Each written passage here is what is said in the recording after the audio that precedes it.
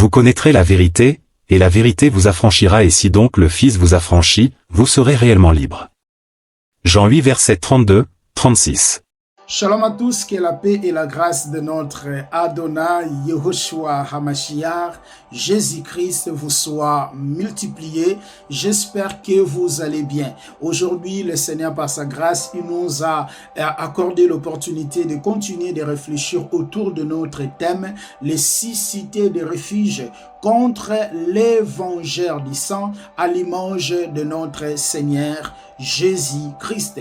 Et comme je nous ai dit dans des vidéos précédentes, l'objectif de cet enseignement, c'est de nous faire comprendre notre position en Christ. Lorsque nous disons que Jésus est mon repos, Jésus est mon repos, qu'est-ce que cela veut dire? Ou quels sont les bénéfices que nous avons en Jésus-Christ? Vous savez, David va dire dans Psaume chapitre 23, il dit « L'Éternel est mon berger, l'Éternel est mon berger, je ne manquerai de rien. » David faisait de l'Éternel son berger. David faisait de l'Éternel son lieu de repos. David faisait de l'Éternel son lieu de sécurité. David faisait de l'Éternel son abri. David faisait de l'Éternel, mes chers frères et sœurs, son lieu de repos, de sécurité. Et nous aussi, nous avons un berger. Nous avons un berger. Jésus va dire dans Jean chapitre 10, le verset 10, vous descendez même jusqu'au verset 16e. Jésus se présente étant le bon berger qui connaît ses brebis. Étant le bon berger qui est venu donner sa vie pour ses brebis. Nous aussi, nous avons un berger. Comme David disait, l'Éternel est mon berger. Oui, nous aussi, nous avons notre berger. Et cet berger-là, qui est le Seigneur Jésus-Christ, Yehoshua HaMashiach, c'est lui notre sécurité, c'est lui notre abri, c'est lui notre assurance, c'est lui les lieux de repos. C'est pour cela, mes chers frères et sœurs, nous sommes entrés ensemble de partager ce thème, les 6 cités de refuge contre l'évangélisation. C'est pour, mes chers frères et sœurs, nous faire comprendre le bénéfice que toi tu as, que moi j'ai, lorsque nous avons le Seigneur ou le bénéfice que nous avons en Jésus-Christ. Mais avant toute chose, comme la Bible nous dit dans Jean chapitre 6, le verset 63, et que la chair ne sert à rien, mais c'est l'esprit qui vivifie, c'est l'esprit qui donne la vie. Je nous invite de prier ensemble avec moi et laisser ce moment entre les mains du Seigneur. Nous prions. Seigneur, merci pour ta grâce, merci pour ta grâce, merci pour ta bonté, merci sur tout ce que tu fais. Yahweh, je laisse ces moments, Seigneur, entre tes mains. Papa, je prie que, Seigneur, ces messages puissent une fois de plus, Seigneur, nous faire comprendre notre position, Seigneur. Nous ne voulons plus rester dans l'ignorance parce que toi, tu as dit, mon peuple périt faute de connaissances. Seigneur, nous ne voulons plus rester dans l'ignorance, mais Seigneur, nous voulons comprendre, Père, notre position en toi. Béni soit ton nom, bénis mon frère, bénis ma sœur qui me suit dans ce moment ou qui va suivre après, que sa grâce, que ta grâce, que ta miséricorde, Père, l'accompagne, que cet enseignement, Seigneur, nous aide, Seigneur, de sortir dans l'ignorance. Et cet enseignement, Seigneur, nous fasse une fois de plus, Seigneur, comprendre notre position en toi. Béni soit ton nom parce que tu es notre Père. Au nom puissant de notre Seigneur Jésus-Christ de Nazareth, nous disons Amen. Amen mes frères, Amen mes sœurs. Les 6 cités de refuge contre l'évangélisation à l'image du Seigneur Jésus-Christ selon Josué chapitre 20. Lorsque vous prenez rapidement avec moi Josué chapitre 20, on va lire le verset 1er, le verset 2e et le verset 3e et on va prendre rapidement aussi les versets 7 jusqu'au verset 9e. Du coup, lorsque vous lisez ces textes de Josué chapitre 20, vous verrez que le Seigneur avait ordonné à Josué de construire 6 cités de refuge et ces 6 cités de refuge avaient pour objectif de s'enfuir contre l'évangélisation. Contre l'évangélisation. Donc la personne qui s'est trouvée dans ces 6 cités de refuge, l'évangélisation n'avait pas le pouvoir contre elle. L'évangile du sang n'avait pas le pouvoir sur lui. Pourquoi? Parce que cette personne-là se trouvait dans le lieu de refuge, où les 6 cités de refuge étaient les lieux de repos, étaient les lieux de refuge, étaient l'abri était le lieu de repos, le lieu de refuge de la personne qui fouille l'évangile du sang. Et je n'ose démontrer que ces 6 cités de refuge représentent notre Seigneur Jésus-Christ. Parce que dans Matthieu chapitre 11, les versets 28 à 29, il dit « Venez à moi, vous tous qui êtes fatigués et chargés, je vous donnerai du repos. » Il dit dans le verset 29, prenez mes instructions, vous aurez le repos de vos âmes. Je n'ose expliquer ceci, que lorsque on fait de Jésus notre repos, notre refuge, notre sécurité, notre abri, la première des choses qu'on bénéficie, c'est le repos de nos âmes sur la terre. Il nous donne le repos contre les démons. Il nous donne le repos contre les esprits impurs.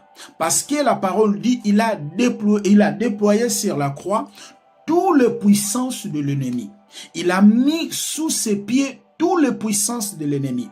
Et il nous donne également les repos contre les liens familiaux, contre les malédictions, interdictionnelles ou contre les malédictions familiales. Parce que la parole nous dit, dans Jean chapitre 1er, les versets 10 à 13, il est venu chez les siens ne l'ont pas reçu, mais à tous ceux qui l'ont reçu, il leur donne le pouvoir de devenir les enfants de Dieu, celles qui sont nées ni selon le sang, ni selon la chair, ni selon la volonté de l'homme, mais selon la volonté de Dieu. C'est pour cela dans Romains chapitre 8, 14 à 15, Paul nous dit tous ceux qui sont conduits par l'Esprit sont les enfants de Dieu. Et lorsqu'on prend 1 Pierre chapitre 1, le verset 18, la parole dit c'est pas par des choses périssables que vous avez été rachetés, pas de vaines manières héritées de vos pères, mais par le sang précieux de Jésus-Christ. Lorsqu'on lui reçoit étant notre Seigneur et Sauveur, nous trouvons des repos.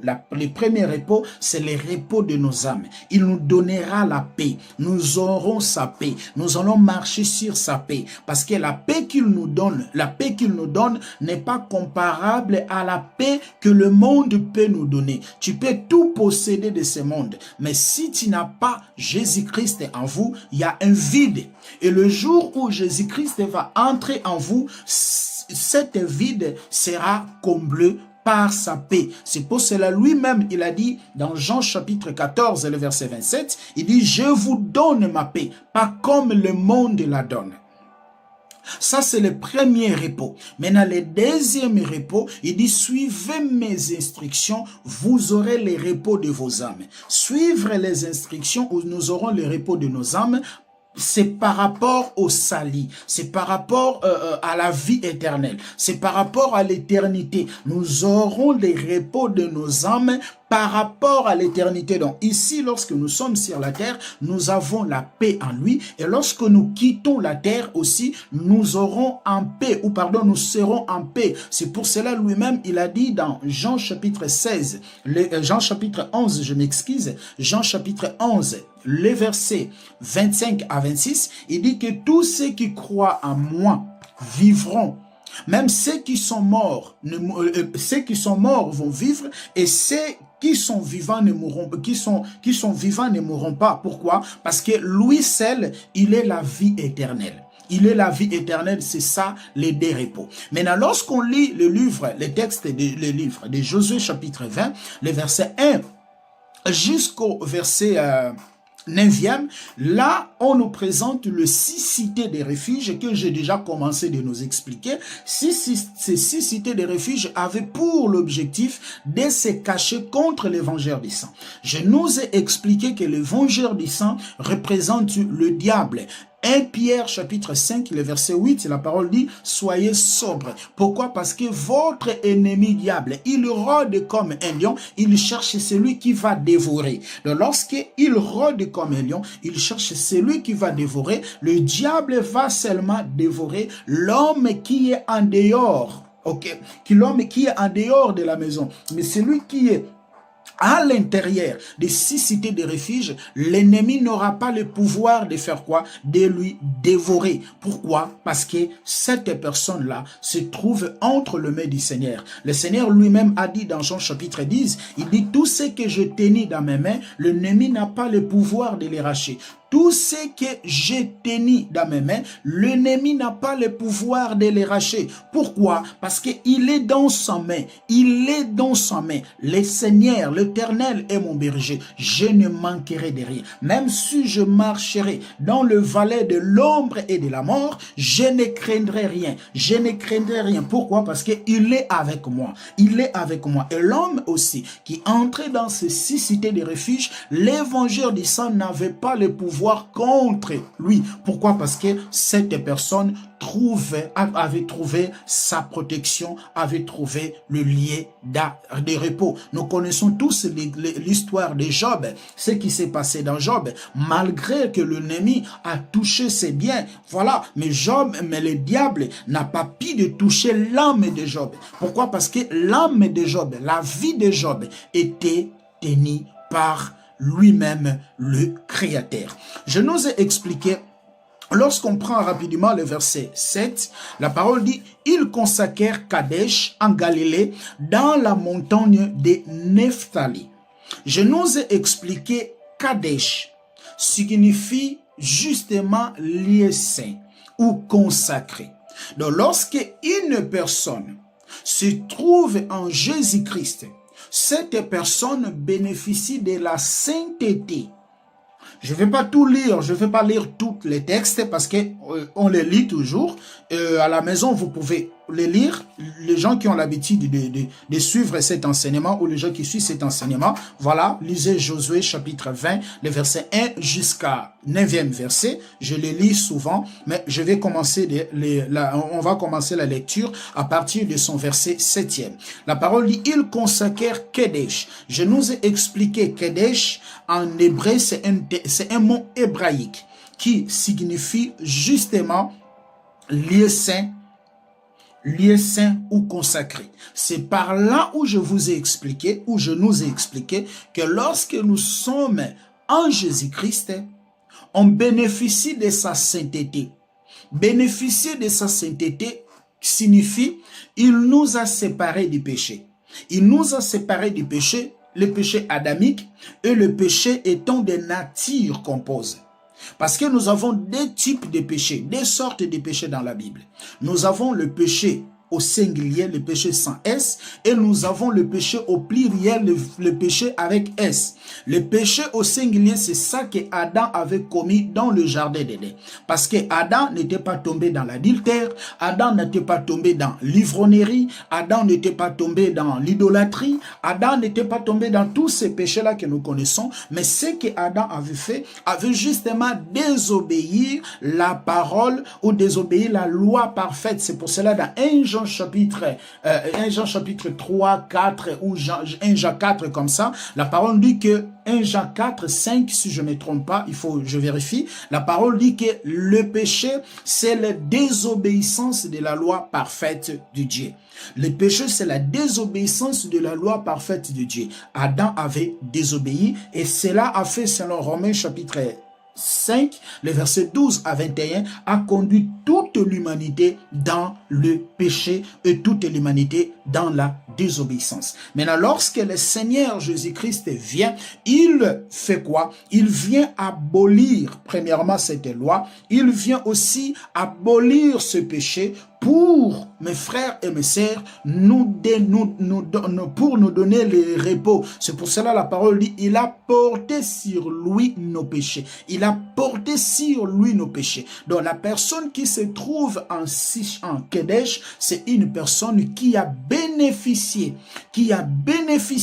mes frères et mes sœurs, de la sanctification qui est produite par l'Esprit. Parce que le chrétien ne vit pas de par la sanctification forcée, mais la sanctification que le chrétien vit selon 1 Pierre chapitre 1, le verset 2, il vit la sanctification selon l'Esprit, la sanctification qui est produite par l'Esprit, par le Saint-Esprit. Et je vais prendre rapidement le deuxième ville. La deuxième ville, c'est la ville de Shichem. Alléluia. La deuxième ville, c'est la ville de Shichem, dans le montagne d'Éphraïm. C'est ça qu'on va parler maintenant, aujourd'hui. La deuxième ville que le Seigneur avait ordonné à Josué de construire, c'est la ville de Shichem.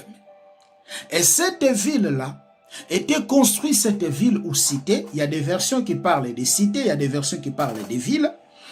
Et cette ville-là était construite sur la montagne d'Éphraïm.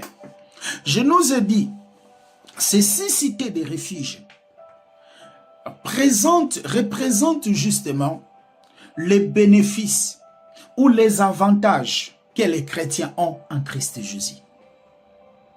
C'est pour cela que je nous ai parlé. Il est important de chercher de comprendre le sens, la traduction de ces mots.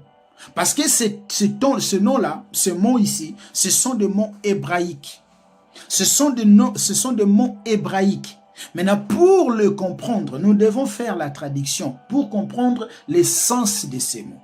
Lorsqu'on prend Shichem,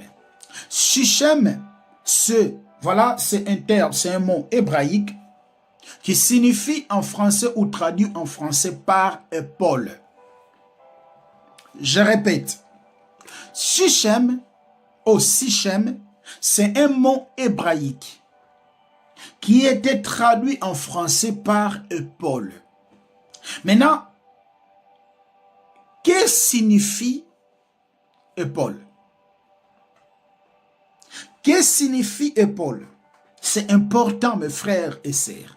Parce que l'homme qui entrait dans ces 6 cités de refuge,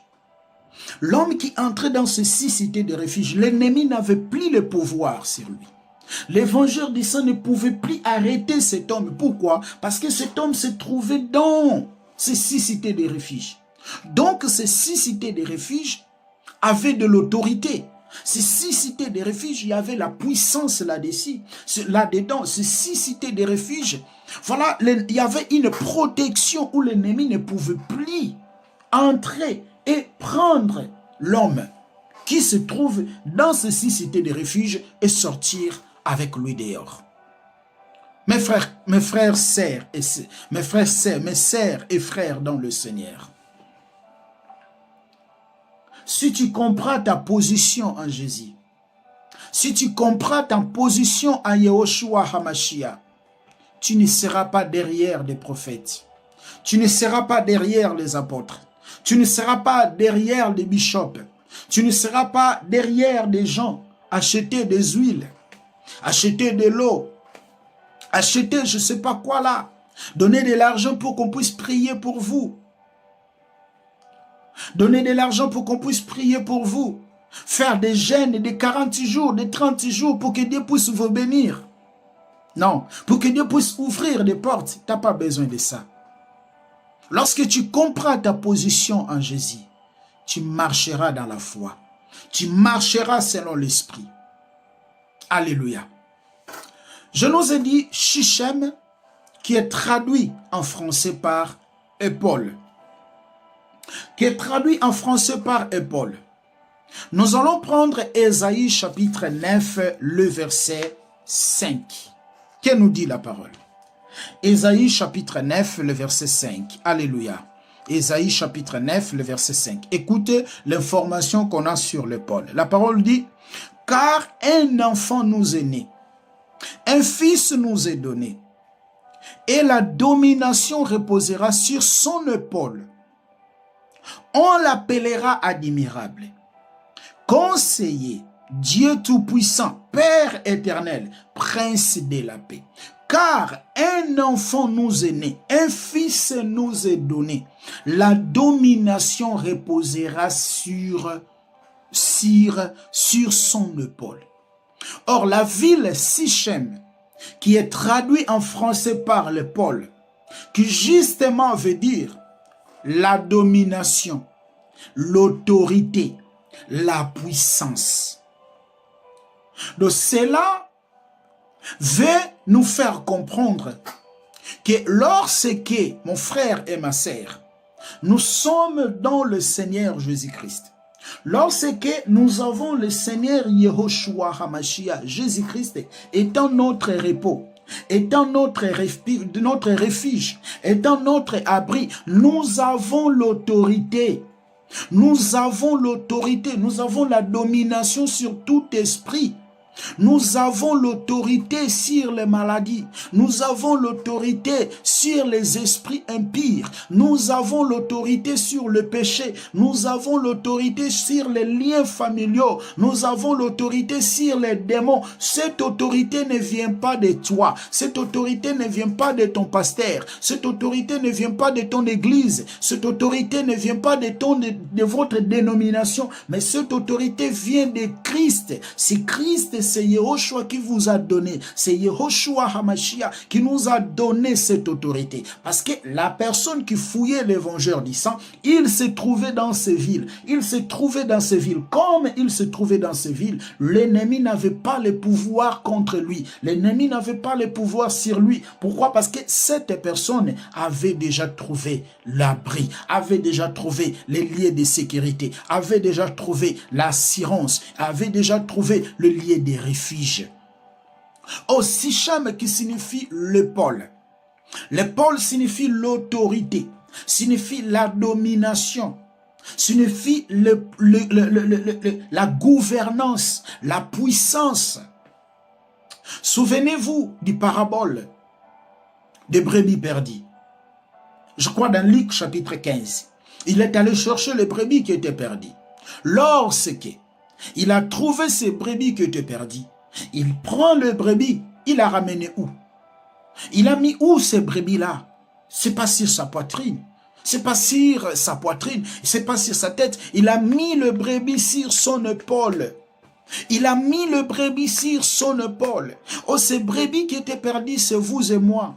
Ces brebis qui étaient perdues, c'est vous et moi. Dans Jean chapitre 10, à partir de son verset 16, vous descendez. Il dit, j'ai encore d'autres brebis qui ne sont pas de cette bergerie. Je dois aller les chercher. Je dois aller les chercher. Afin que ces brebis aient la même bergerie avec vous. La parole nous dit également, la parole dit dans Jean chapitre 12, le verset 37, qu'est-ce que la parole nous dit? La parole nous dit que lorsque le Seigneur Jésus dit, lorsque je me serai enlevé, j'attirerai des gens vers moi. Lorsque je me serai enlevé, j'attirerai les gens vers moi. Or, la brebis qui était perdue, il trouve ces brebis, et ces brebis, il a mis où? Il a mis sur son épaule. Sur son épaule. Donc, la personne qui entre dans ces villes, Sichem, la personne qui était dans la ville de Sichem, il avait la domination, il avait l'autorité, il avait la puissance. Mon frère et ma sœur,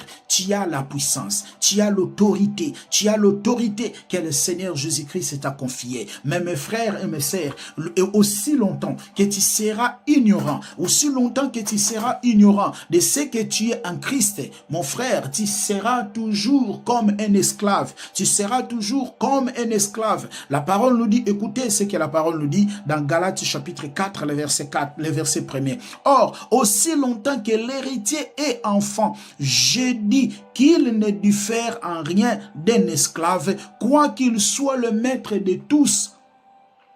Aussi longtemps que l'héritier est encore enfant, il ne se diffère pas à un esclave. Nous sommes les héritiers. Nous sommes le co-héritier en Christ. Nous devons comprendre notre position. Nous devons comprendre notre position. Tu dois comprendre de ce que tu es devenu. Tu dois comprendre de ce que tu es en Christ. Lorsque tu comprendras ta position, tu ne seras pas derrière des gens. Tu ne seras pas derrière des gens. Tu n'auras pas peur des démons. Tu n'auras pas peur de l'esprit impur. Pourquoi? Parce que celui qui est en nous est plus que ce qui est dans ce monde. 1 Jean chapitre 4, les versets 4 à 5. Celui qui est en nous, celui qui est en toi est plus que ce qui est dans ce monde. La parole dit, or, aussi longtemps que l'héritier est encore enfant, il ne se diffère pas à un esclave, mais il est sous des titères et des administrateurs jusqu'au temps marqué par le Père. Et aussi longtemps que tu vas continuer dans l'ignorance, aussi longtemps que nous allons continuer dans l'ignorance, mes frères et mes sœurs, nous serons toujours derrière des prophètes, nous serons toujours derrière des pasteurs, nous serons toujours derrière les gens. C'est pour cela vous verrez aujourd'hui des pasteurs qui abusent des gens, qui escroquent des gens. Pourquoi? Parce que les gens veulent toujours, les chrétiens ne veulent pas grandir, ne veulent pas grandir dans la connaissance, ne veulent pas grandir dans la connaissance. Non, mes frères, non, ma sœur, tu es sur son épaule, tu es sur son épaule. C'est pour cela, mon frère, ma sœur, c'est pas en vain qu'il a dit, je vous donne l'autorité, je vous donne l'autorité de marcher sur les serpents, de tenir même les scorpions, et rien ne pourra vous nuire. Le Seigneur nous a donné cette autorité, le Seigneur nous a donné son autorité, nous avons son autorité à nous. Nous avons son autorité à nous. Ce que tu dois faire, mon frère et ma sœur, c'est justement chercher d'exercer ton autorité. Exerce ton autorité. Exerce ton autorité. Lorsqu'il y a les attaques, exerce ton autorité. Crois que lui, il t'a donné l'autorité. Crois qu'il t'a donné l'autorité. Crois que l'autorité est en toi. Crois qu'il t'a donné l'autorité. Lis que chapitre 10, le verset 19. Je vous donne l'autorité de marcher sur les serpents, de tenir même le scorpion. Et rien ne pourra vous nuire. Il n'y a rien qui peut vous nuire. Il n'y a rien qui peut vous nuire. Pourquoi? Parce que tu es sur son épaule. Alléluia. Si tu es sur son épaule, tu es sur son épaule. Il t'a porté sur son épaule. Il t'a porté sur son épaule. Comme tu es sur son épaule, il communique en toi sa puissance. Il communique en toi son autorité. Il communique en toi la domination. Il communique en toi. Il communique en toi ta puissance. Il communique en toi son autorité. Tu es sur l'épaule. Tu es sur l'épaule. C'est lui qui t'a porté. C'est lui qui t'a porté. Crois, tu es sur l'épaule. C'est pour cela il a dit dans Matthieu chapitre 8, le verset 17, sur la croix, il a porté nos maladies. Il a porté nos infirmités. Il nous a donné l'autorité sur la maladie. Quand il y a maladie dans la maison, il y a une maladie dans la maison. Parle, prends autorité. Parce que nous avons des dimensions de la prière. C'est de parler contre le problème et de prier contre le problème.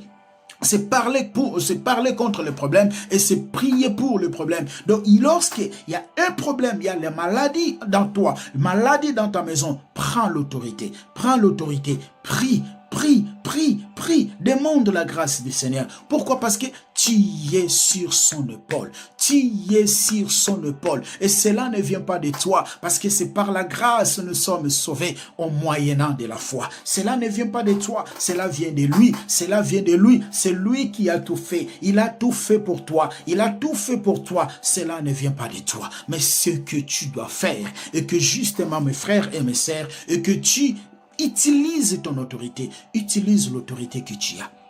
Utilise l'autorité que tu as. Vous savez, dans 1 Jean, je lis tout à l'heure, 1 Jean chapitre 4, le verset 4 à 5, on va prendre ça. La parole dit, vous petits enfants, vous êtes de Dieu. Vous, petit enfant, vous êtes de Dieu et vous l'avez vaincu. Nous sommes de Dieu et nous l'avons vaincu. Vous êtes de Dieu et vous l'avez vaincu parce que celui qui est en vous est plus grand que celui qui est dans ce monde. Pourquoi tu as peur? Pourquoi tu cours derrière des prophètes? Pourquoi tu cours derrière des pasteurs? Le Saint-Esprit que tu as, c'est pas eux qui t'ont donné ça. C'est pas eux qui t'ont donné ça. Pourquoi cours-tu derrière les hommes? Pourquoi? Pourquoi? L'esprit qui est en toi est plus que cet esprit qui est dans ce monde. Vous savez, lorsqu'on a la peur, lorsque nous avons la peur donne l'opportunité à l'ennemi. La peur donne l'opportunité à l'ennemi. Vous savez, un jour, le Seigneur a dit à ses disciples, on va passer de l'autre côté. Il y a eu des tempêtes pendant qu'ils traversaient la mer. Il y a eu des tempêtes. Les tempêtes ont commencé à agiter. Et les disciples ont eu peur. Ils ont allé réveiller le Seigneur Jésus-Christ. Mais lorsque le Seigneur Jésus s'est réveillé, qu'est-ce qu'il a dit à ses disciples? Pourquoi avez-vous peur? Pourquoi avez-vous peur? Pourquoi avez-vous peur? Les disciples disaient, Maître, ne vois-t-il pas que nous allons périr? Le Seigneur les a dit, mais pourquoi avez-vous peur? Mais je suis à côté de vous. Je suis à côté de vous, mes frères et mes sœurs. Il est avec toi. Il est à côté de toi. Il est à côté de toi. Tu es sur son épaule. Tu es sur son épaule. Tu es sur son épaule. C'est lui qui est en nous et plus que ce qui est dans ce monde. Vous verrez, vous savez, il y a une histoire dans Romains, dans 2 Rois chapitre 6, le verset 15 à 16. On va prendre ça. Permettez-moi de le prendre. Des Rois, chapitre 6, les versets 15 à 16. La parole dit, le serviteur de l'homme de Dieu s'éleva de bon matin et sortit. Et voici une troupe entourait la ville, avec des chevaux, des chars et des serviteurs. Dit à l'homme de Dieu, « Ah, mon Seigneur, comment ferons-nous » Il répondit, « Ne crains point, car ceux qui sont avec nous sont en plus grand nombre que ceux qui sont avec eux. » Élisée pria, dit, « L'Éternel ouvre ses yeux pour qu'il voie. » Et l'Éternel ouvrit les yeux du serviteur qui vit la montagne pleine de chevaux et de chars de feu autour de l'Élysée. Alléluia. Les serviteurs d'Élysée, il a vu les Syriens en train de venir. Ils étaient tellement nombreux avec des chars. Et lui, il a eu peur. Parce qu'il y a des Syriens qui venaient, nombreux tellement qu'ils étaient, avec des chars. Il dit, mais nous n'avons pas de chars physiques. Nous n'avons pas de chars physiques. Il a eu peur.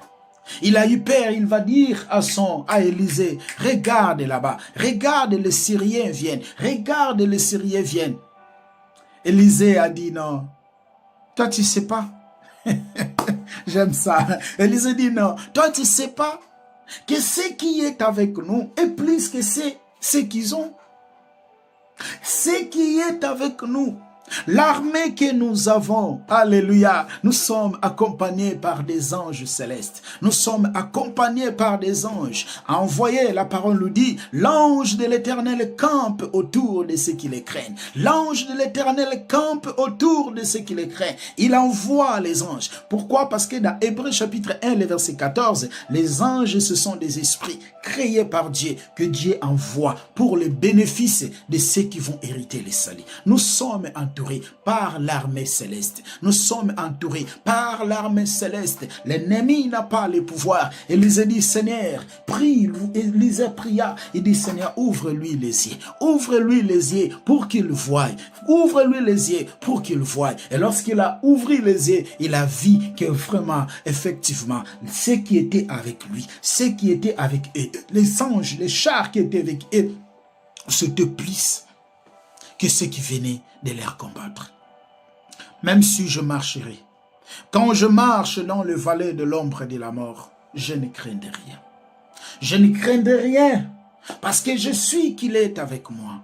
Même si tu traverses dans une situation difficile, ne crains rien. Mais la seule chose que tu dois faire, vérifie ta foi. Vérifie si réellement tu marches avec lui. Vérifie si réellement tu es en communion parfaite avec lui. Si tu n'es pas en communion parfaite avec lui, cours devant lui, cours devant lui, cours devant lui. Et je dis à vous aussi, qui ne connaissent pas le Seigneur Jésus-Christ, qui n'ont jamais, peut-être vous avez déjà entendu parler de lui, peut-être vous avez déjà entendu parler de lui, mais essaye Jésus. Essaye Jésus.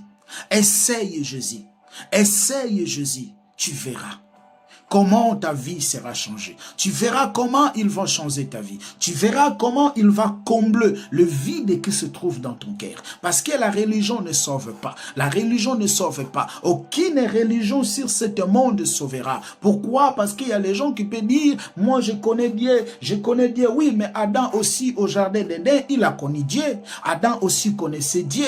Mais pourquoi Adam a été expulsé? Pourquoi Adam a été chassé? C'est parce qu'il a commis, parce qu'il a désobéi. Et aucun homme sur la terre a le pouvoir d'obéir à la loi de Dieu. Celle qui a obéi, c'est le Seigneur Jésus-Christ, parce qu'il est né saint. Il est né saint. Il n'avait pas les péchés en lui. Il n'avait pas les péchés en lui. C'est la seule personne. C'est pour cela dans Apocalypse chapitre 5, le verset l'Apocalypse chapitre 5, le verset 1er, vous descendez, vous verrez que Jean plairait, il cherchait celui qui était digne de rompre les livres, d'ouvrir les livres et rompre les sept sceaux. L'ange lui dit, ne pleure pas. Ne pleure pas, voici le lion des tribus de Juda qui a vaincu pour prendre le livre et rompre de ses sceaux. Mais lorsqu'il regardait, il a vu l'agneau. Parce qu'il est l'unique. Il est l'unique. Lorsque l'ange disait, lorsque Jean disait, je vis au ciel, sur la terre, en dessus de la terre, personne était capable de prendre le livre et rompre de cette sceaux, justement signifie dans toute la création. Dans toute la création, de tout ce qui est créé, personne n'est capable. Personne n'est capable. Seul le Seigneur Jésus-Christ a relevé ces défis. Seul le Seigneur Jésus-Christ, que j'appelle Yehoshua HaMashiach, qui a relevé ces défis. Courez vers lui. Venez à moi, vous tous qui êtes fatigués et chargés. Je vous donnerai des repos. Prenez mes instructions. Prenez mes instructions. Prenez mes instructions. Car ne sont pas lourds. Ne sont pas lourds. Ne sont pas lourds. Ne sont pas lourds. Il dit, je prendrai vos fardeaux. Courez vers lui. Il est l'unique. Il est l'unique qui est capable, mon frère et ma sœur, de combler le vide qui est en vous. Tu es sur son épaule. Alléluia. Tu es sur son épaule. Tu es sur son épaule. Il t'a transporté. Il t'a transporté. Tu es sur lui. C'est lui qui prend soin de toi. Ce n'est plus toi, mais c'est lui qui prend soin de toi. Tu es comme un enfant dans la maison. Tu es comme un fils dans la maison. Il met toute sa confiance à son père. Il place toute sa confiance en son père. Même s'il n'a pas à manger, il sait que le papa est sorti. Quand il reviendra, il me donnera à manger. Il me donnera à manger. Je passe ses habits. Il sait que le papa, il va travailler. Il viendra me donner des habits. Mets ta confiance en lui. Mets ta confiance en lui. Je t'avertis, je t'assure que ma sœur, mon frère, tu ne seras jamais déçu. Tu es sur son épaule. Maintenant, la personne ou la ville là de Shichem était construite sur les montagnes d'Éphraïm. La ville là de Shichem était construite sur la montagne d'Éphraïm. Que signifie Éphraïm? Que signifie Éphraïm? Alléluia. Que signifie Éphraïm? Nous allons prendre Genèse chapitre 41, le verset 52. Genèse chapitre 41, le verset 52. Écoutez, c'est important. Genèse chapitre 41, le verset 52. La parole nous dit ceci. La parole nous dit ceci. Il donna au second nom Éphraïm, car, dit-il, Dieu m'a rendu fécond dans le pays de mon affliction. Éphraïm signifie Dieu m'a rendu fécond dans le pays de mon affliction. Éphraïm signifie Dieu m'a rendu fécond dans le pays de mon affliction. Or, cette ville de Sichem que je viens de nous expliquer était construite sur la montagne d'Éphraïm. Je nous ai expliqué, Suchem, c'est l'autorité. Suchem, c'est la puissance. Suchem, c'est la domination. Et cela a été construit sur le montagne d'Éphraïm. Éphraïm signifie la fécondité. Dieu m'a rendu fécond dans mon affliction. Or, nous tous, avant de venir vers Jésus, avant que Jésus puisse nous trouver, avant que Jésus puisse nous trouver vers lui-même, avant que lui-même puisse construire ces 6 cités de refuge, avant que lui-même puisse établir ces 6 cités de refuge, nous étions tous humiliés. Nous étions tous humiliés. Nous étions tous humiliés. Les vengeurs du sang étaient toujours derrière nous. Pourquoi? Parce qu'il y a une chose qui a donné les vengeurs du sang le pouvoir de nous poursuivre. Il y a une chose qui a donné les vengeurs du sang le pouvoir de nous poursuivre. Et ce qui a donné le pouvoir aux vengeurs du sang de nous poursuivre nous a humiliés. Nous étions tous humiliés. Nous étions tous humiliés. Nous étions tous humiliés. Nous étions tous humiliés.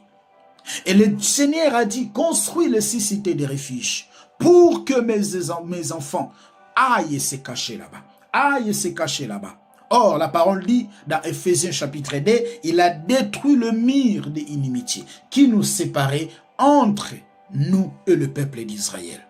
C'est pour cela, les 6 cités de refuge, ce n'était pas seulement le peuple juif ou le peuple d'Israël avait le pouvoir d'entrer là-dessus, de séjourner là-dessus, même les étrangers. Même les étrangers avaient du pouvoir. Même les étrangers avaient le pouvoir d'entrer dans ces 6 cités de refuge, de séjourner dans ces 6 cités de refuge, que ces 6 cités de refuge, justement, représentent notre Seigneur Jésus-Christ. Il est venu abolir les murs d'inimitié qui nous séparaient entre nous et Israël. Et il nous a fait tous, il nous a unis tous dans un seul corps. Dans un seul corps. Or, la ville de Sichem était construite sur la montagne d'Éphraïm. Éphraïm signifie justement que Dieu m'a rendu fécond dans le pays de mon affliction. Éphraïm, Dieu m'a rendu fécond dans le pays de mon affliction. Nous étions tous dans l'affliction. Nous étions tous humiliés. Nous étions tous humiliés en Adam. Nous étions tous humiliés en Adam. Nous étions tous dans l'affliction. Nous étions tous dans l'affliction. Pourquoi? Parce que l'ennemi était derrière nous. L'ennemi était derrière nous. Il nous poursuivait. On n'avait pas là où se cacher. On n'avait pas là où se cacher. On n'avait pas là où se cacher. Et ce qui a donné le pouvoir à l'ennemi de nous poursuivre, c'est la désobéissance d'Adam. C'est la désobéissance d'Adam. Parce que vous allez être d'accord avec moi, dans Genèse chapitre 1er, les versets 26 à 30, le Seigneur va créer l'être humain. Il va le trouver. Il va créer l'être humain dans Genèse chapitre 1er, les versets 26 à 28. Et dans Genèse chapitre 2, le verset 7, le Seigneur va placer l'être humain dans le jardin d'Éden. En lui plaçant dans le jardin d'Éden, les versets 15, 16, 17, le Seigneur va donner l'instruction à cet homme. Il dit, tu mangeras toutes les choses.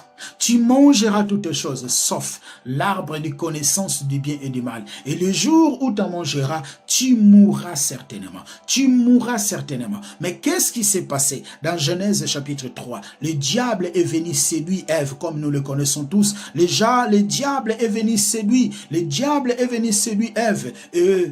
Qu'est-ce qui s'est passé? Les deux, ils ont mangé les fruits. Les deux, ils ont touché ce qui était prohibé. Les deux, ils ont touché ce qui était prohibé. Et tous les yeux s'ouvrirent. Les yeux s'ouvrirent. Et la parole dit qu'il y avait une voix qui se fit entendre où Elohim venait, où Dieu venait chercher Adam. Adam, Adam, Adam où es-tu? Adam où es-tu?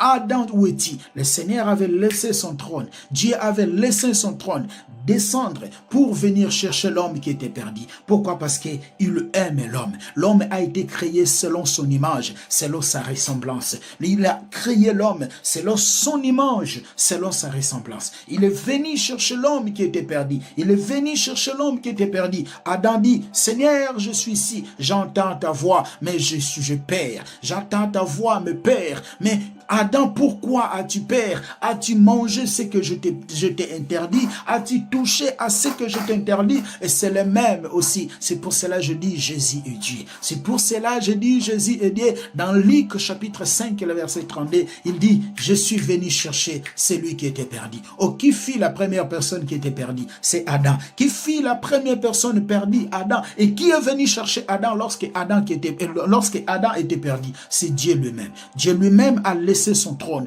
Dieu lui-même a laissé son trône. Il a descendu pour aller chercher l'homme qui était perdu. Et Jésus aussi, lorsqu'il vient, il dit, je suis venu chercher celui qui était perdu. Je suis venu chercher celui qui était perdu. Il dit, j'ai encore d'autres brebis qui ne sont pas de cette bergerie. Je dois aller les chercher et prendre ces brebis et les ramener vers moi. Il dit, si un homme a 100 brebis, il fait perdre un seul brebis, il va laisser les 99 qui n'ont pas besoin de se repentir pour aller chercher ce brebis perdu. C'est lui Dieu, c'est lui Dieu. Jésus expliquait ce qui s'est passé dans le jardin d'Éden. Jésus expliquait ce qui s'est passé dans le jardin d'Éden. Dieu descend pour chercher Adam qui était perdu. Jésus quitte le ciel, descend sur la terre pour venir chercher celui qui était perdu. Jean chapitre 3, le verset 13. Personne ne montait au ciel. Personne ne montait au ciel. Si ce n'est le Fils de l'homme qui est descendu dans le ciel, qui est descendu du ciel, qui est dans le ciel. C'est lui qui est venu chercher l'homme qui était perdu. Et lorsqu'il trouve cet homme qui était perdu, il le porte sur son épaule. Il le porte sur son épaule. Or, après la déchéance, après la chute d'Adam, nous étions tous humiliés. Nous étions tous humiliés. C'est pas en vain que le Seigneur avait dit, construis Sichem et le placer sur le montagne de Nephtali. C'est pas en vain. Et par sur le montagne d'Ephraïm, nous étions tous humiliés. Nous étions tous humiliés. Mais lorsque Yehoshua Hamashiach est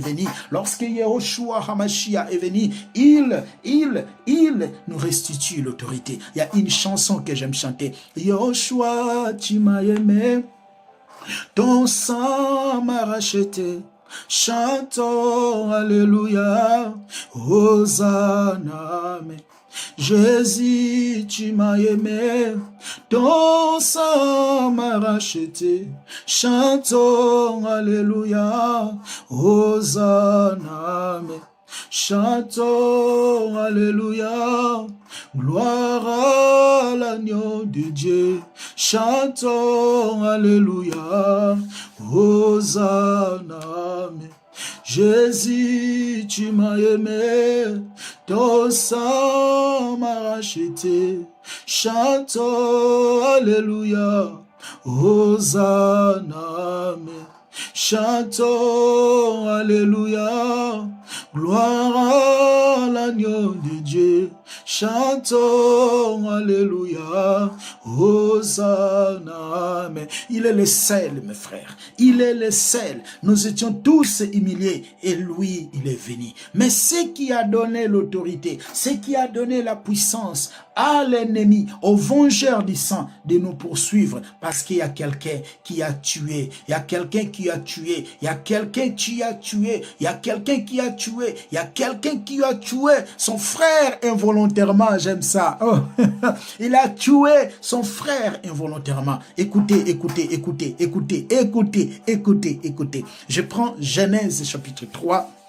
Les versets 14 jusqu'au verset 16e. La parole dit, l'Éternel Dieu dit au serpent, puisque tu as fait cela, tu seras maudit entre tout le bétail et entre tous les animaux des champs.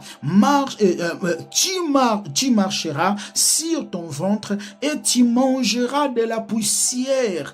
Tout le jour de ta vie, je mettrai inimitié entre toi et la femme. Je parlerai de ce thème. Je parlerai de ce thème dans des jours qui viennent. Je parlerai de ce thème. Je mettrai inimitié entre toi et la femme. Qu'est-ce que signifie inimitié entre la postérité du serpent et la postérité de la femme? Puisque tu as fait cela, tu mangeras la poussière de la terre. Manger la poussière de la terre, c'est justement signifie tu domineras. Tu vas dominer ces gens. Tu vas dominer ces gens. Tu vas dominer ces gens. Et il y a une promesse, il fait dans le verset 15, je mettrai une inimitié entre toi et la femme, entre la postérité de sa femme, entre ta postérité et sa postérité, celle-ci t'écrasera la tête et tu lui blesseras les talons. Donc le Seigneur dit, tu mangeras les poussières de la terre et je mettrai inimitié entre ta postérité et sa postérité. Et celle-ci, voilà, il t'écrasera la tête et toi tu blesseras les talons. Mais avant que le jour là arrive, où il va te blesser, où il va écraser ta tête, où toi tu vas blesser son talon, toi tu mangeras la poussière de la terre. Qu'est-ce que signifie manger la poussière de la terre? Manger la poussière de la terre signifie parce que aujourd'hui le serpent ne mange pas la poussière. Le serpent ne nourrit pas de la poussière. Les serpents ne nourrissent pas de la poussière. Je nous parlerai de ce thème. Les serpents ne nourrissent pas de poussière. Manger la poussière signifie dominer. Tu domineras sur les nations. Tu domineras sur les nations jusqu'à ce que ce qui viendra de la postérité de cette femme, il va craser ta tête. Il va craser ta tête. C'est pour cela, mes frères et mes sœurs, lorsque l'ennemi est allé tenter le Seigneur Jésus-Christ après le jeûne, la parole nous dit ceci dans Luc au chapitre 4. Écoutez bien, dans Luc au chapitre 4, je vais nous démontrer cela. La parole dit, après je prends à partir le verset 3. Le diable lui dit, Luc chapitre 4, je commence ma lecture au verset 3e jusqu'au verset même 6 ou 7. La parole dit, le diable lui dit, si tu es fils de Dieu, ordonne à cette pierre qu'elle devienne du pain. Jésus lui répondit, il est écrit, l'homme ne vivra pas de pain seulement. Le diable l'ayant élevé, lui montra en un instant tout le royaume de la terre. Écoutez, et lui dit, je te donnerai toutes ces puissances et la gloire de ces royaumes, car elle m'a été donnée. Car elle m'a été donnée et je la donne à qui je vais. Où cette gloire, où cet royaume a été donné au diable? C'est au jardin d'Éden. Lorsque Dieu dit, tu mangeras la poussière de la terre, c'est là où le Seigneur lui a donné l'autorité. C'est là où le Seigneur lui a donné le pouvoir. C'est là où le Seigneur lui a donné l'autorité sur les royaumes. Lorsqu'il parle des royaumes, il s'agit, mon frère, de tous les pays, des nations. Il lui a donné l'autorité de dominer les nations. Domine les nations pour un moment. Domine les nations pour un temps. Mais il y aura quelqu'un qui viendra. Dans la postérité de cette femme, il va craser ta tête. Il va craser ta tête. Et toi, tu vas blesser son talon. Toi, tu vas blesser son talon. Et cette prophétie s'est accomplie sur la croix. Alléluia. Cette prophétie s'est accomplie sur la croix. Cette prophétie s'est accomplie sur la croix. A eu son accomplissement sur la croix. Sur la croix. Yehoshua HaMashiach. Il a détruit la puissance de l'ennemi. Il a crasé la puissance de l'ennemi. C'est pour cela, le nom de Yehoshua HaMashiach, le nom de Jésus, les démons fuient. Les gens ont peur de ce nom. Pourquoi? Parce que c'est un nom qui est au-dessus de tout nom. Il a reçu le nom au-dessus de tous les noms. Il a reçu le nom au-dessus de tous les noms. Alléluia, tout genou fléchira lorsqu'on parlera de l'agneau. Oh, tout genou fléchira lorsqu'on parlera de Jésus. Il a reçu le nom au-dessus de tous les noms. Alléluia, il a reçu le nom au-dessus de tous les noms.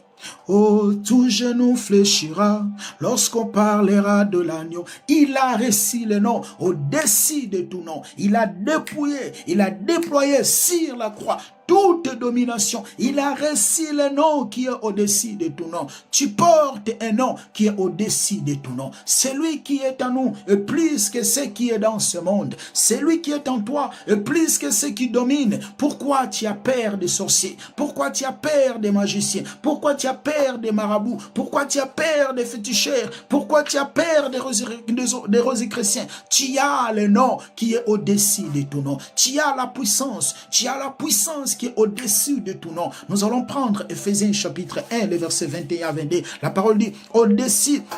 Je prends le verset à partir de son verset 20 d'Éphésiens chapitre 1.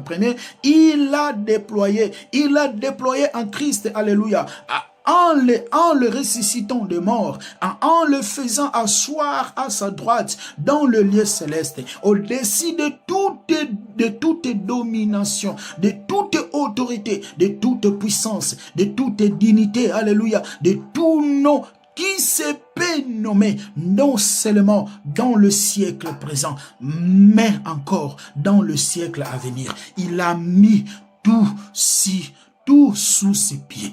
Tout sous ses pieds. Il a donné pour chef suprême à l'Église qui est son corps, la plénitude de celui qui est rempli tout en tous.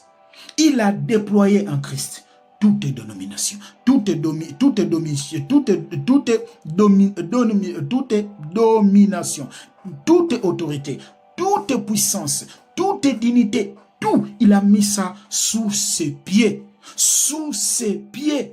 Pourquoi as-tu peur? On prend Matthieu chapitre 18. Matthieu chapitre 18, alléluia. Matthieu chapitre 18, écoutez ce qui est écrit. Matthieu 18, c'est le verset 18 à 20. Écoutez ce qui est écrit. Je vous le dis en vérité, tout ce que vous lierez sur la terre sera lié dans le ciel. Et tout ce que vous délierez sur la terre sera délié dans le ciel. Je vous le dis encore, que si deux d'entre vous s'accordent sur la terre pour demander une chose quelconque, elle leur sera accordée par mon Père qui est dans le ciel. Car là où deux ou trois sont ensemblés en mon nom, je suis au milieu d'eux. Alléluia. Je prends rapidement pour terminer Philippiens chapitre 2. Merci Père. Béni soit ton nom, Yehoshua. Béni soit ton nom, Yehoshua. Personne n'est comme toi, Yehoshua. Merci, merci pour ta grâce. Merci pour ta grâce, Père. Merci pour ta grâce. Merci, Yahweh, pour l'autorité que tu m'as donnée. Merci parce que je suis sur ton épaule. Merci parce que je suis sur ton épaule. Tu prends soin de moi. Tu prends soin de moi. Je suis sur ton épaule. Et tu m'as donné ta puissance. Tu m'as donné ton autorité. Celui qui est à moi est plus que celui qui est dans ce monde. C'est pour cela je n'ai pas peur. Je n'ai pas peur. Philippiens chapitre 2, les versets 5 à 11, la parole dit, ayant en vous-même, ayant en vous les sentiments qui étaient en Jésus, lesquels existaient en forme de Dieu, n'a point regardé comme une proie arrachée égale à Dieu, mais il s'est dépouillé lui-même en prenant une forme de serviteur, en devenant semblable aux hommes. Je prends les versets 19 directement. C'est pourquoi aussi Dieu l'a souverainement élevé. Il lui a donné le nom qui est au-dessus de tout nom, afin qu'au nom de Jésus, au nom de Yehoshua, au nom de Yehoshua, au nom de Jésus, tout genou fléchisse dans le ciel, sur la terre et sous la terre. Et que toute langue confesse que Jésus, Yehoshua HaMashiach, est le Seigneur à la gloire de Dieu le Père. Les genoux représentent aussi la puissance, la domination. Toute domination. C'est pour cela il a déployé sur la croix toute domination. Il a déployé sur la croix toute domination, toute puissance, toute dignité qui peut s'élever. Il a déployé cela. Il a déployé cela sur la croix. C'est pour cela tout genou fléchira. Tout genou fléchira. Et toute langue confessera qu'il est le Seigneur des Seigneurs. Toute langue confessera qu'il est le Seigneur des Seigneurs. Alléluia. Béni soit, béni soit, béni soit notre aile, béni soit notre aile, béni soit que le Seigneur soit béni. Que le Seigneur soit béni. Je vous nous invite de prier. Oh, il est le puissant guerrier. Il est le puissant guerrier dans les combats. Il est le puissant guerrier dans les combats. Il est le puissant guerrier dans les combats. Il est le puissant guerrier dans les combats. Il est le puissant guerrier dans les combats. Oh Père, merci. Oh Père, merci. Il est le puissant guerrier dans les combats. Il est le puissant guerrier dans les combats. Remerciez le Seigneur, remerciez le Seigneur. Loue le Seigneur, remerciez le Seigneur. Du Seigneur, merci parce que je suis sur ton épaule. Merci parce que je suis sur ton épaule. Aucun esprit de ce monde, aucun esprit de ce monde a le pouvoir sur moi parce que je suis sur ton épaule. Oh Père, merci parce que je me retrouve sur ton épaule. Merci parce que je me retrouve sur ton épaule. C'est pour cela chaque fois lorsqu'il y a les attaques, je vois mon esprit s'élever. Je vois mon esprit s'élever et prier. Je vois mon esprit s'élever et prier. Pourquoi? Parce que Yahweh, je suis sur ton épaule. C'est toi qui m'as porté sur ton épaule. C'est toi qui m'as porté sur ton épaule. C'est toi qui m'as porté sur ton épaule. Je bénéficie, Père, de ta domination. Je bénéficie de ta puissance. Je bénéficie de ton autorité. Je bénéficie de ton unité. Je bénéficie, Père, de toutes ces choses. Oh Yahweh, merci. Merci parce que tu as fait. Tu m'as fait, Seigneur, le flamme de feu. Tu m'as fait, Seigneur, une flamme de feu. Yahweh, merci. Merci, Papa. Merci pour ta bonté. Merci, Père de gloire. Une fois de plus pour me faire rappeler ma position en toi. Merci pour me faire rappeler ma position en toi. Merci pour me faire rappeler ma position en toi. Même si les choses ne marchent pas, mais il y a une seule chose que je sais, que je suis sur ton épaule. Je suis sur ton épaule. Tu m'as porté. Tu m'as porté sur ton épaule. Tu m'as porté sur ton épaule. Même si les choses ne marchent pas, je suis sur ton épaule. Béni soit ton nom, Yahweh. Merci, Yahweh, parce que tu as restitué, Seigneur, ce que j'avais perdu en Adam. Tu as restitué ce que j'avais perdu en Adam. Seigneur, tu es venu de me donner. Tu nous as restitué cela. Tu nous as restitué cela. Seigneur, je prie, regarde le Seigneur. Regarde cette maman. Regarde ce papa. Regarde ce frère. Regarde ce sœur qui pleure dans ce moment. Car parce que la situation ne marche pas. Seigneur, guéris des maladies. Guéris des maladies, Seigneur. Délivre tes enfants qui sont possédés. Délivre tes enfants qui sont possédés. Délivre tes enfants, Yahweh. Je sais que tu as encore des enfants. Délivre tes enfants, Père. Délivre tes enfants. Manifeste-toi dans la vie de tout le monde. Manifeste-toi, Yehoshua. Laisse que ta puissance, Père, oh Yahweh, puisse nous conduire. Regarde, Yahweh, il y a des problèmes partout. Il y a des guerres partout. Il y a des guerres partout, Seigneur. Il n'y a pas la paix. Mais je sais que, Seigneur, nous ne cherchons pas la paix de ce monde. Car tu nous as donné la paix. Tu nous as bien prévenus. Tu nous as bien avertis. Et que le monde ne peut jamais vous donner la paix que moi je vous donne. Seigneur, merci pour la paix que tu nous as donnée. Merci pour la paix que tu nous as donnée. Béni soit ton nom. Manifeste-toi. Conduis-nous, Seigneur, par la gloire de ton nom. Parce que tu es notre Père. Merci pour ta grâce. Merci pour ta puissance. Merci surtout, Yahweh. Manifeste-toi dans la vie de tous les frères, dans la vie de tous les sœurs. Parce que tu es notre Père. Au nom puissant de notre Adonai, Yehoshua HaMashiach, Jésus-Christ, nous disons Amen. Amen, mes frères. Amen, ma sœur. Que la paix et la grâce vous soient multipliées. Merci, merci, merci. On se retrouve demain dans notre quatrième vidéo. Je vous demanderai de pouvoir partager, liker, bénir une personne à travers cet enseignement. Que la paix et la grâce de notre Adonai, Yehoshua HaMashiach, Jésus-Christ vous soient multipliées. Si vous avez des doutes, n'hésitez pas. Vous pouvez m'écrire, je vais toutefois répondre. Merci de partager, de liker, afin que la vidéo soit proposée à beaucoup plus de personnes. Que le Seigneur vous bénisse. Merci. Likez la vidéo si elle vous plaît, et si vous êtes nouveau sur la chaîne, n'oubliez pas de vous abonner et d'activer la cloche de notification afin de ne rater aucune de nos vidéos.